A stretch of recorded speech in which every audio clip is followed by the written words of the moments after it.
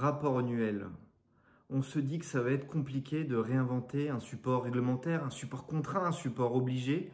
Et pourtant, Eiffage a réussi le pari de faire plus qu'un rapport annuel, mais de mettre en place une réelle démarche d'éco-conception de ce rapport. À l'heure où on parle beaucoup d'éco-conception, mais on voit peu de mise en pratique, ce projet d'Eiffage est une belle illustration d'éco-conception, avec une volonté de réduire le nombre de pages, réduire le taux d'ancrage, réduire le nombre d'images et aussi réduire tous les emailing et les échanges digitaux pendant toute la phase du processus. C'est ce que le jury a plébiscité, donc félicitations à Eiffage.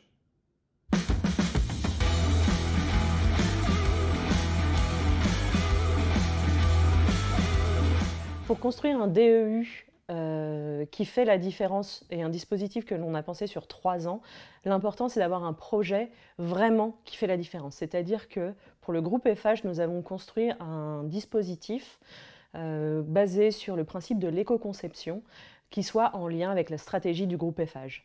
Donc un document d'éco-conception, c'est un document donc construit sur 3 ans et qui doit avant tout embarquer les équipes en interne. C'est vraiment un des points clés pour la réussite d'un projet sur 3 ans, c'est de se dire que les équipes doivent être autant impliquées à la fois du groupe Eiffage, mais aussi chez nous en interne. Donc c'est un logiciel de travail entièrement à revoir, mais c'est surtout un logiciel de travail qui doit être pensé sur le long terme. Donc un dispositif de DEU sur 3 ans, c'est un dispositif qui est en constante amélioration. Il ne faut pas imaginer qu'en année 0, tout va être parfait et se dire qu'en fait, le principe de l'éco-conception sur ce genre de dispositif, c'est un principe qui est en constante amélioration. Donc à la fois sur le fond, sur la forme, mais aussi sur l'organisation des équipes. D'une année sur l'autre, l'objectif est vraiment de s'améliorer, d'améliorer les techniques de travail, d'améliorer les outils qui ont été mis en place avec les équipes. Donc c'est vraiment le maître mot, c'est de ne pas se mettre la pression dès la première année. C'est aussi un dispositif qui est un travail finalement sur la contrainte créative.